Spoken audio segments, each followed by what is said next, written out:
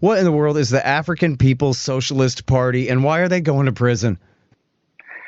Well, first of all, hopefully they're not going to prison. And yeah, I'm one of the lawyers on the case. There's, I think, four other lawyers, really great lawyers that are, I think we're all, working very hard to make sure that our clients are acquitted. And as you say, it's a really troubling, dangerous case. It is an outgrowth of RussiaGate. There's no question.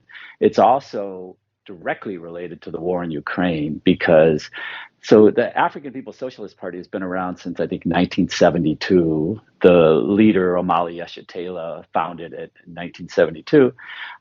Yeah, they're a black leftist group. They're activists. They are opposed to colonialism. They unite with African people all over the globe. Um, and I think and they've been on the target. I mean, the FBI has had issues with the African People's Socialist Party over the years. But the thing is, they're nonviolent. Um, they are, they have a pretty large following, and they have their own they have the ability to speak directly to their supporters because they have their own newspaper, they have a radio station, and so they're harder to censor, I would say, which I think is important. They don't have to speak through Google or Facebook. So I think that makes them somewhat of a threat. But yes, they've been critics of the US government for 50 years. They This indictment directly challenges their views in support of the war in Ukraine. But those views didn't change. So in 2014, for example, the chairman was making speeches and publishing articles in their newspaper, which is called the Burning Spear, about the coup in Ukraine and the overthrow of the democratically elected president of Ukraine in 2014 and the involvement of the CIA. And they were harsh critics of that. They were harsh critics of U.S. involvement in arming Ukraine and in NATO expansion throughout the years. So you could look back, 5 minutes of research in the Burning Spear paper will show you. I mean, this is long held views. They opposed NATO expanding to the east and provoking Russia. They opposed arming Ukraine and threatening Russia with NATO weapons. So this is all longstanding beliefs. What the indictment alleges is that, well, first of all, the indictment goes back to 2015, but they were not.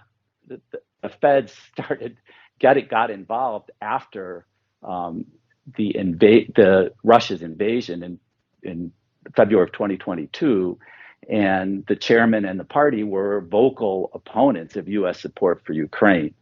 And in fact, the the chairman gave a speech shortly after the war where he described Ukraine as a country armed to the teeth by the white colonizers, a place that Russia could not retreat anymore, and a dagger pointed right at the heart of Russia.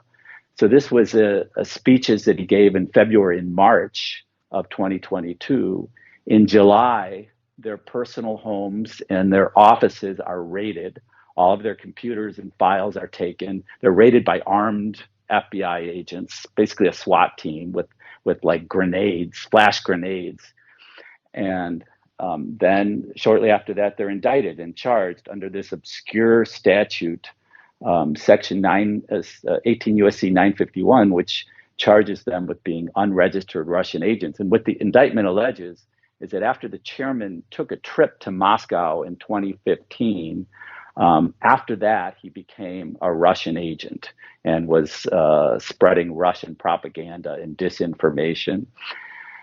Now, of course, as I said, their views didn't change in any way, and the government doesn't even really allege that they changed. They just say that now he's speaking for Russia, and they're spreading Russian disinformation and propaganda. And one very interesting fact is that they've conceded because we said, well, what is the disinformation that they're spreading? Because what they're saying is identical to what prominent intellectuals in the U.S. are saying, like Jeffrey Sachs or John Mersheimer, about the U.S. and the NATO expansion and provoking Russia and the danger, which has been understood, as you've talked about for many years. That Ukraine was really an existential point for Russia. They can't let Ukraine be a NATO armed state on their border.